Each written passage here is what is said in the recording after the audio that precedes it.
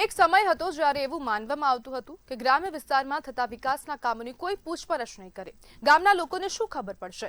જે કામ થાય છે તે ચાલી જશે. પરંતુ હવે સમય બદલાઈ ગયો છે. સાબરકાંઠાના વિજયનગરના ચામઠણ ગામમાં તળાવના કામને લઈને ગ્રામજનોએ જે રીતે સવાલ ઉઠાવ્યા તે બતાવે છે કે હવે ગામડાની જનતા પણ પોતાના હક અને જાહેર નાણાં પ્રત્યે જાગૃત બની છે.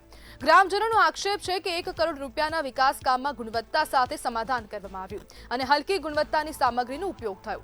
ભારે વરસાદમાં તળાવની પાળ તૂટે તો અનેક ગામોને નુકસાન થઈ શકે તેવી પણ ચિંતા વ્યક્ત કરી. આક્ષેપો સાચા છે કે નહીં તેનો નિર્ણય તપાસ કરશે. પરંતુ એક વાત સ્પષ્ટ છે, હવે ગ્રામ્ય વિસ્તારના લોકો માત્ર દર્શક નથી, તેઓ વિકાસના દરેક કામોનો હિસાબ માંગી રહ્યા છે. ગુણવત્તા પર સવાલ કરે છે અને જરૂર પડે ત્યારે અધિકારીઓને સ્થળ પર બોલાવીને જવાબ પણ માંગે છે.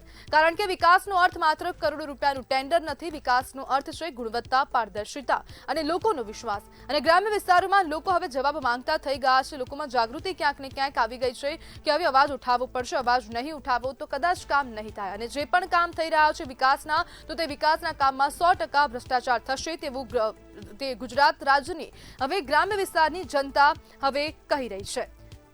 જ્યારે આ સમગ્ર તળાવના કામમાં ભ્રષ્ટાચાર થયો હોય તેવા પ્રકારના આક્ષેપો કરવામાં આવ્યા છે. ગેરરીતિઓ થઈ છે. સાથે સાથે જે તળાવની પાળ બનાવવામાં આવી રહી છે તેમાં હલકી ગુણવત્તાનું મટીરિયલ ઉપયોગમાં લેવામાં આવ્યું છે.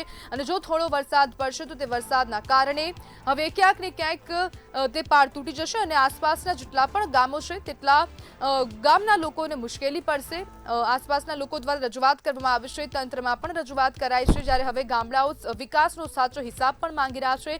વિકાસના કામમાં પારદર્શિતાની ગ્રામજનોએ હવે માંગણી કરી છે. ઉચ્ચ અધિકારીઓ સુધી રજૂઆતો કરવામાં આવી છે. તપાસ માટે પણ હવે કહેવામાં આવી રહ્યું છે. સાથે સાથે હવે પ્રમુખ દ્વારા પણ તાલુકા પંચાયતના પ્રમુખ દ્વારા પણ આ સ્થળની મુલાકાત લેવામાં આવી.